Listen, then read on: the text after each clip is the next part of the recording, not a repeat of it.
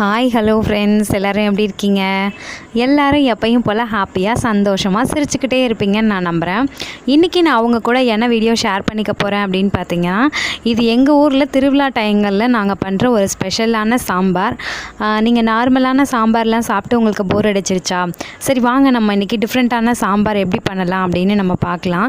இது எங்கள் ஊரில் திருவிழா டைங்களில் ரொம்ப ரொம்ப ஃபேமஸ். எல்லார் வீட்லேயும் வீடு தவறாமல் இந்த ஒரு சாம்பார் தான் நாங்கள் செய்வோம். ஸோ அந்த ரெசிபியை தான் இன்றைக்கி நான் உங்கள் கூட ஷேர் பண்ணிக்க போகிறேன். வாங்க நம்ம இப்போ வீடியோக்குள்ளே போய் டீட்டெயில்டாக பார்க்கலாம். இது வந்து என்னென்னு பார்த்தீங்கன்னா, வெள்ளை மொச்சை பயிர். இது எங்கள் ஊர் சைடு இதை வந்து பிதுக்கு பயிர் அப்படின்னு சொல்லுவாங்க. இது வந்து என்ன பண்ணணும் அப்படின்னா, முதல் நாள் நைட்டே வந்து நம்ம இதை ஊற வச்சுக்கணும். இப்போ நாளைக்கு சாம்பார் பண்ண போகிறோம் அப்படின்னா இன்றைக்கி நைட்டே நீங்கள் ஊற வச்சுக்கோங்க. ஊற வச்சுட்டு இந்த மாதிரி நல்லா ஊறி வந்ததுக்கப்புறமா இதை லைட்டாக இப்படி பண்ணிங்கன்னா அதோட தோல் தனியாகவும் அதை உள்ளே இருக்க பருப்பு தனியாகவும் வந்துடும்.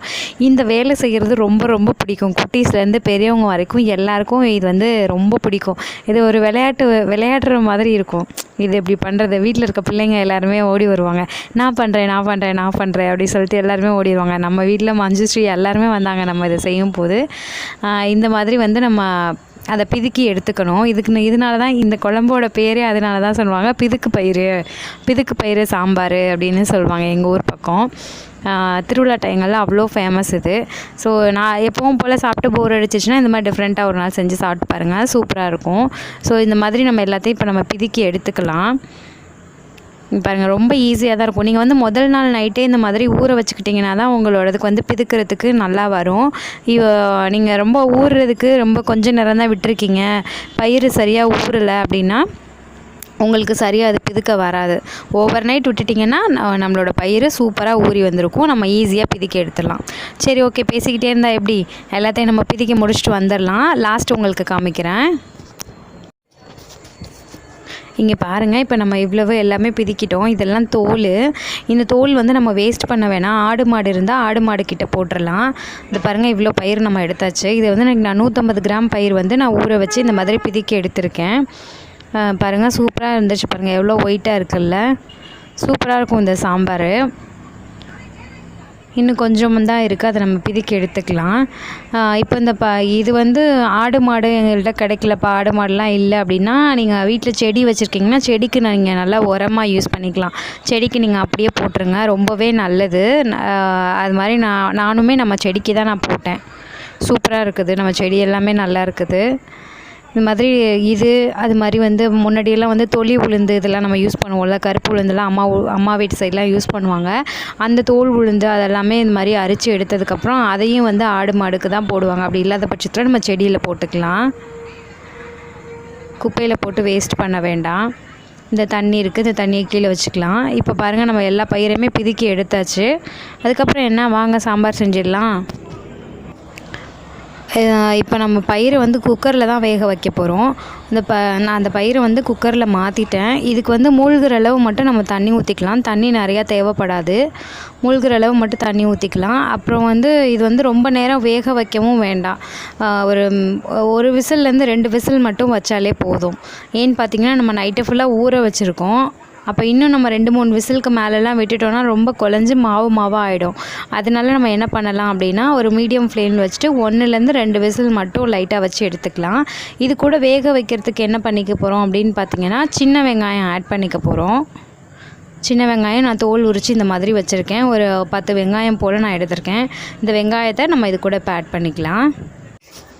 நம்ம இப்போ வெங்காயம் போட்டதுக்கப்புறமா நம்ம லிட்டு போட்டு இதை மூடி வச்சுக்கலாம். ஒரு விசில்லேருந்து 2 விசில் மட்டும் நம்ம வச்சு எடுத்துக்கலாம்.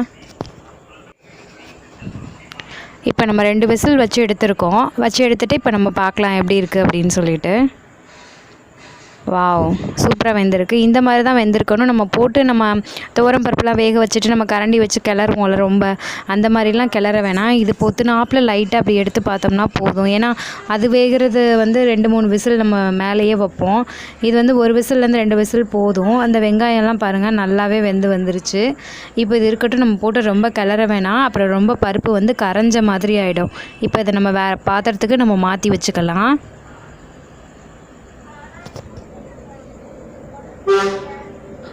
இப்போ நம்ம சாம்பாரை தாளிக்க போகிறோம். இப்போ நம்ம இதுக்கு தாளிக்கிறதுக்கு என்ன பண்ணலாம் அப்படின்னா, கொஞ்சமாக நல்லெண்ணெய் விட்டுக்கலாம். நல்லெண்ணெய் கொஞ்சம் நேரம் காயட்டும்.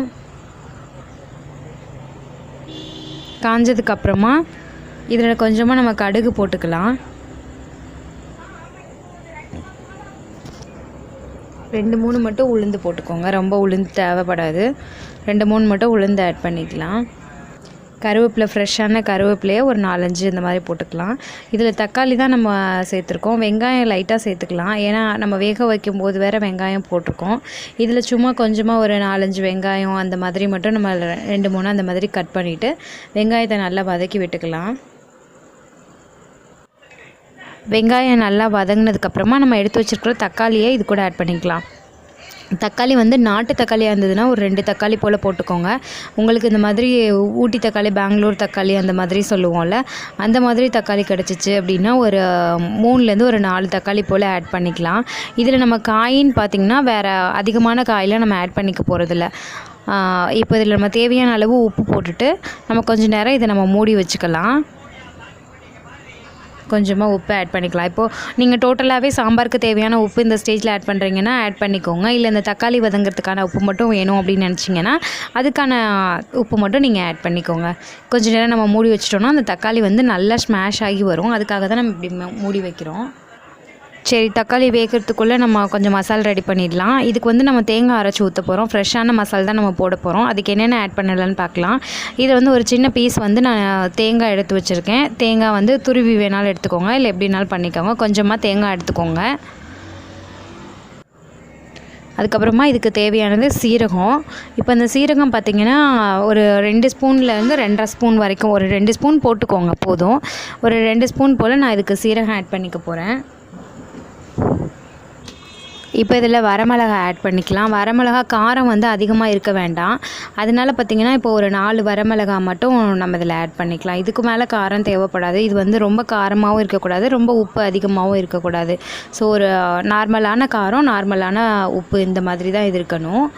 ஸோ இப்போ இது எல்லாமே நம்ம எடுத்தாச்சு. இதில் இப்போ நம்ம என்னென்ன ஆட் பண்ணியிருக்கோம் அப்படின்னா மஞ்சத்தூள் கொஞ்சமாக ஆட் பண்ணிக்கிட்டேன். மஞ்சள், சீரகம், வத்தல், தேங்காய், இது மட்டும் தான் நம்ம இப்போ ஆட் பண்ணியிருக்கோம். தக்காளி நல்லா இப்போ வெந்து வந்துருச்சு.